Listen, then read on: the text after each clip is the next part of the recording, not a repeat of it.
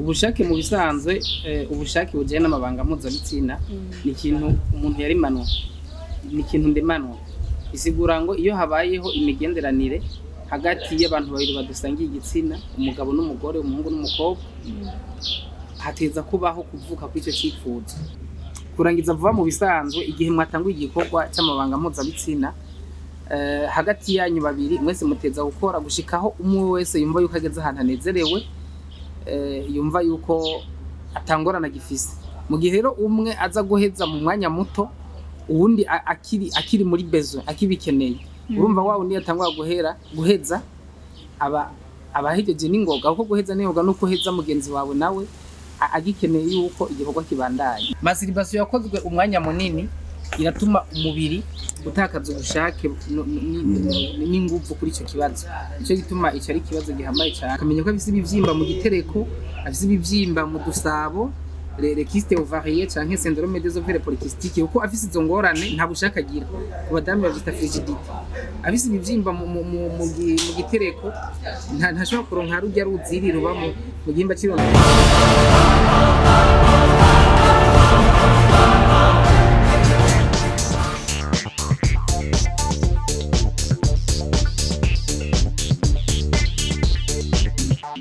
Yaganawe TV.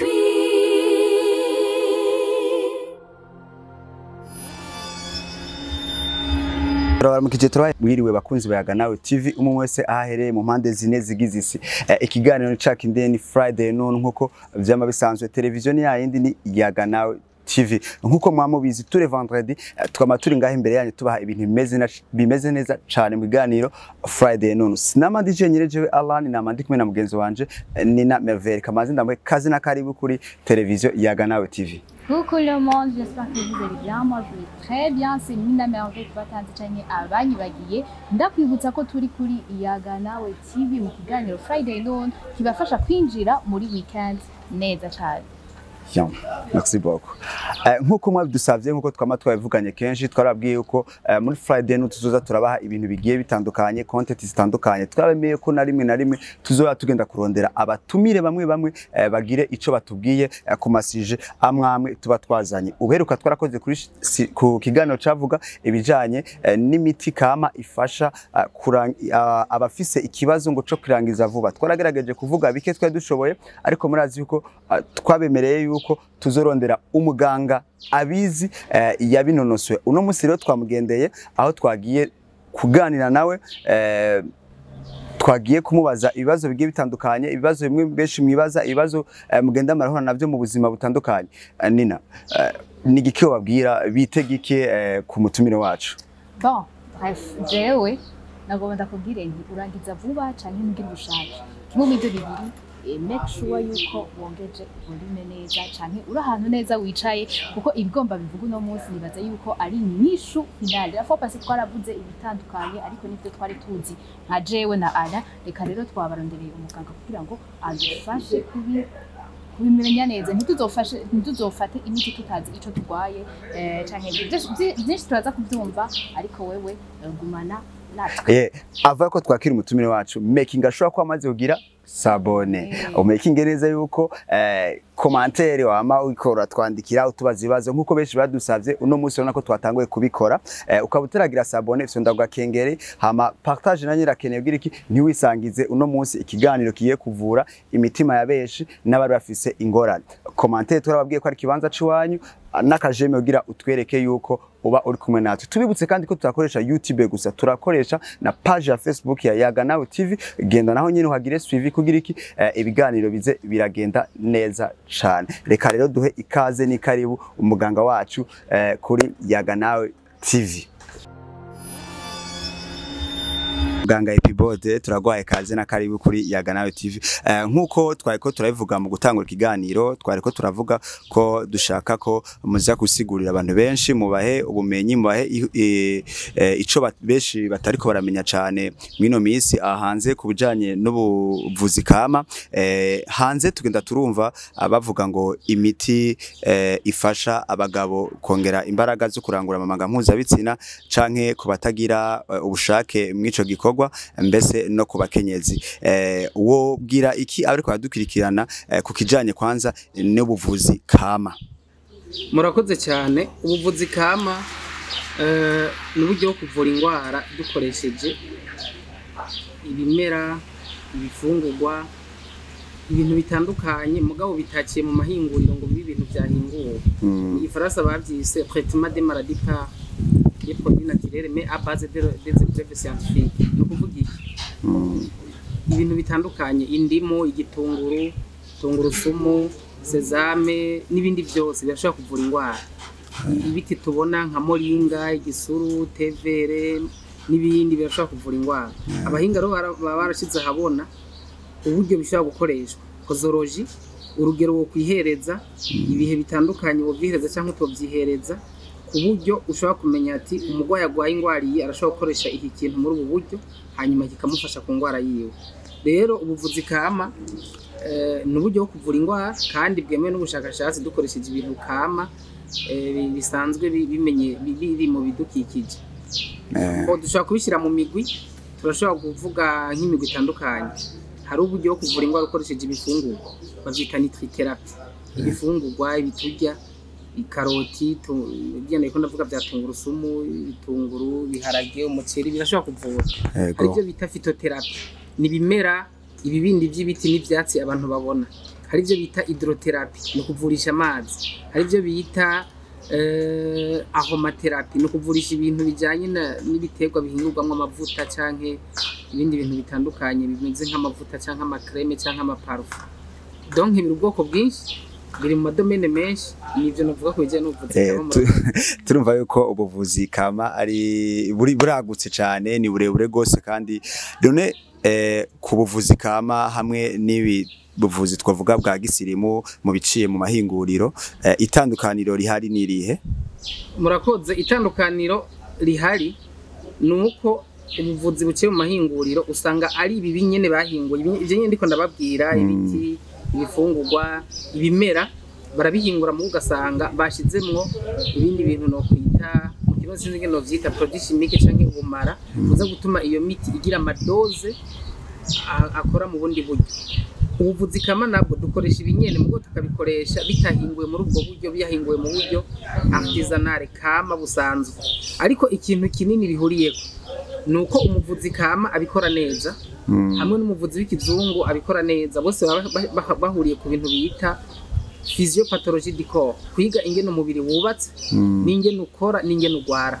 Bakiga ivyo bita les valeurs nutritives des aliments, ibijanye n'agaciro k'ibifungurwa ku bijanye n'amagara yacu. Ivyo tuvyiga kumwe mugabo hageze kuvura urumva yuko haca bitandukaniro ritoya. Bamwe bagakoresha ibyahinguwe mu buryo kama, abandi bagakoresha ibyahinguwe mu buryo industriel, mu buryo chimique. Ni iryo tandukaniro gusa, ariko ubundi ivyo no kwita science de la médecine, ubuhinga bugiye no kuvura, twese tuba twabanje kwiga ibijanye n'umubiri n'ibifungurwa. Okay, ndumva ko navyo nyene birimwo ubuhinga. Reka rero twinjire mu no musi nyene mu kiganiro nyezina aho twaje gukorera ku bijanye novuga ngo imiti ishobora kuba ifasha kugira ubushake mu manga mpuzabitsina ku bagabo cyangwa ku bagore. Reka mpe mugenzi wanje nawe agire ico abanza kubaza kugira nanje nze gusubira kubaza ibibazo bitandukanye. Mbega ni ryari umuntu amenya yuko arangiza vuba canke ni ryari umuntu amenya yuko atabushake agira? Murakoze. Mbere ku cy'ubushake. Ubushake mu bisanzwe ubushake bujyana n'amabanga mpuzabitsina ni ikintu umuntu yarimanwa. Ni ikintu ndemanwa. Isigura ngo iyo habayeho imigenderanire hagati y'abantu babiri badusangiye igitsina, umugabo n'umugore, umuhungu n'umukobwa, hateza kubaho kuvuka kw'icyo cyifuzo. Imigenderanire nayo ishobora kubishingiye mu majambo mwavuganye, mu tundi tugenegene nyimba gukorana canke ibindi byose bishoboka. Mu muntu wari wese ateza kuvuka icyifuzo mpuzabitsina, désir sexuel.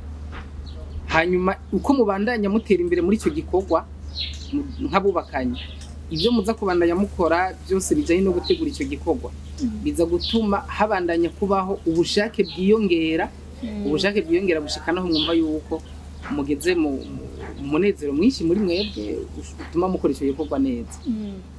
Ubushake buba rero icyerekana ko atabushaka ufise nuko igihe ibyo byose byakozwe igihe cyose hari uwo muri kumwe mu bana mwubakanye hakabaho gutegurana kuvugana kuyaga kunezerwa mugo wowe ntumva yuko ufise icyifuzo mpuzabitsina biba byerekana yuko ufise ikibazo cy'uko atabushake bukwiye ufise nuko novuga yego hanyuma kubijyanye no kurangiza vuba mu bisanzwe igihe mwatanguye igikorwa cy'amabanga mpuzabitsina hagati yanyu babiri mwese muteza gukora gushikaho umwe wese yumva yuko ageze ahantu hanezerewe yumva yuko atangorana gifise mu gihe rero umwe aza guheza mu mwanya muto uwundi akiri muri besoin akibikeneye urumva wa undi yatangwa guheza abahejeje n'ingoga kuko guheza n'ingoga no kuheza mugenzi wawe nawe agikeneye yuko igikorwa kibandanye mugabo ukurikije ubushakashatsi n'ivyigwa byashizwe habona nabo bita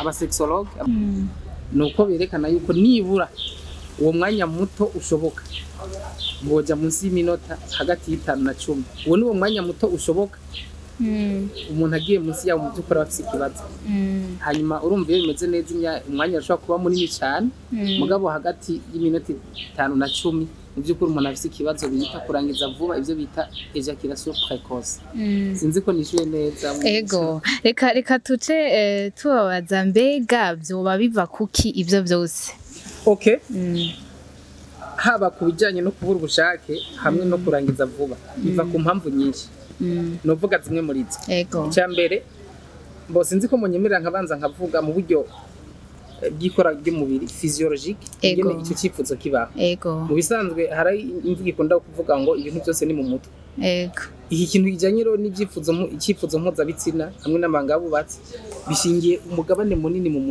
mutwe ni kubera iki aha mu bwonko bwacu hari uduhimba tubiri ko bita hypothalamus nako bita hypophyse biri ngaha mu bwonko hanyine mubona uwo mugabane dukoreramwo ni umugabane bita systeme hypothalamo hypophysaire abashaka kubyumva mu byumve ariko muraza kumva icyo nshaka kuvuga iyo rero habayeho ibikorwa byo gutegura icyo gikorwa no kuvuga wemforomye mu bwonko yuko uza gukora ivyo bikorwa wakoze ibikorwa bijanye no kuvugana cyangwa gutegurana mu buryo bwari bwo bwose aha mu bwonko twaduhimba tuca dutanga ibintu bita inkabuzo hormone izo hormone rero zica zituma umubiri havuka ibintu bijanye n'ibigumbagumba canke ubushake butuma wumva yuko ushaka icyo gikorwa nk'akarorero hariho inkabuzo hormone bita LH, FSH, estrogene ku bagore, progesterone ku bagore, hakabaho iyo bita testosterone ku bagabo. Izo nkabuzo zimaze gutangwa n'ubwonko ziza gutuma ibindi bihimba byose byirondoka byose bijya mu murindi w'izo nkabura mubiri. Hanyuma izo nkabura mubiri canke izo hormone zitembera mu maraso. Amaraso ashobora gutembera ku muvuduko mwinshi akaca ashika mu bice byose by'umubiri. Mu gihe amaraso ariko aratembera ku murindi muremure arimo za nkabuzo nababwira uza wumva muri wumengo hari ibintu by'ubushangashirwe niya desire nyete ko turavuga. Hanyuma iyo ugeze mu gikorwa rero nyezina hariho ukuntu ubwonko buguma butanga izindi nkabuzo zo mu bwoko bwitwa les hormones de bonheur, inkabuzo z'umunezero niyo bita dopamine n'izindi acetylcholine. Ukumva nyine ubwo umunezerewe kandi ukumva wo bandanye nuko bigenda mu bisanzwe. Nico gituma nk'abantu bakiri bato bababuza gufinatisha ibintu bijyanye n'urukundo hataragira, kuko ubishinatishije za nkabuzo zikaduga ucuja gukora ibitari byo kandi hataragera. Bisa ngo ni igikorwa giteza gukorwa mu mwanya wo, kuko urinze uko ucokoza ubwonko kuri icyo kibazo ubwonko buca butanga izo nkabuzo umubiri bikaca bigenda ukundi. Bigenda gute rero? Icya mbere nuko nk'ubu nk'akarorero nk'ibyo ndiko ndavuga bijyanye no kuboneka kw'izo nkabura mubiri zitangwa n'ubwonko zigatembera mu maraso, haba habayeho icyo bita dérèglement hormonal. Ubwonko ntibutanga izo nkabuzo cyangwa izo nkabura mubiri ku rugero rwiza. Habayeho icyo kintu rero cyuko izo nkabuzo bitaboneka neza, dérèglement hormonal, usanga icyifuzo kiboneka bigoranye. Niyo kibonetse ugasanga ni ibintu umengo bidashemeye, ibintu byo guhambira. Icyo ni cya mbere, ariko nacyo kiba gifite impamvu zagiteye. Icya kabiri, hari abantu benshi bafite ingwara ngendanwa, abantu barwaye diabete, isukari yabaye umurengera mu maraso, ntibikunda. Usanga mu mubiri haramaze kuba ibintu bituma umubiri utisanzura kuri icyo gikorwa. Abantu bafise ikibazo cya hypertension arterielle, ingorane y'ivuduka renze ry'umurindi w'amaraso. Mu gihe amaraso atembera ku rugero rwiza kubera iyo ngorane ufise, uza gusanga amaraso agenda ku murindi atari mwiza, na za nkaburamubiri nazo uko zitembera mu maraso bica bigorana, usanga icyifuzo kiri ni gito cyane, iyo ugerageje gukora bica bihera n'ingoga. Icya gatatu, ndiko ndavuga ku ngwara ngendano, hari abantu bafise ingwara y'imitsi nsozabwenge, neuropathy. Ni bya bindi byo kwa muremereye mu mutwe, umene ku mutwe, uremereye ku izosi, ucika umugongo, uruha n'ingoga, wibagira cyane. Bijya bibazo kenshi usanga abantu bafise ingwara ya neuropathy. Iyo ngwara nayo irahambaye cyane kandi iri mu ngwara zituma icyo kibazo kigenda nabi. Kuko urumva yo wanashaka ishingiye ku ikora ry'ubwonko n'imitsi nsozabwenge, renere, kandi icyo kibazo nacyo gica ngaho nyene, urumva aho byateza kubera niho hagwaye nyene. Hariho n'abagwara amamibe n'izindi ngwara z'imitsi, ugasanga imitsi yari brotse. Abo bose ni impamvu zituma icyo kibazo kigenda nabi. Aho ni kubijanye n'ingwara. Hanyuma ikindi nicyo no kwita alimentation no équilibre, ifunguro canke imfungurwa zidakwije byangombwa.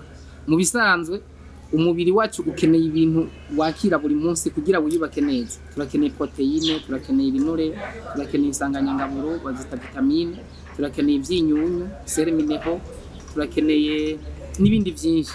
Mu gihe rero ibyo dufungura bitaba bikwije iby'umubiri ukeneye, uko uzobandanya ufungura imfungurwa zidakwije iby'umubiri ukeneye, haca habaho icyo bita carence nutritionnelle. Umubiri uzuragira ibyo ukenye, kandi uko ugira ibyo ukenye nuko havuka intege nke zishingiye ku ikora ry'ubwonko, zishingiye ku ikora ry'ibihimba by'umubiri. Buhoro buhoro uzosanga umuntu nawe asigaye ari magoya gikubera ifunguro ridakwiye.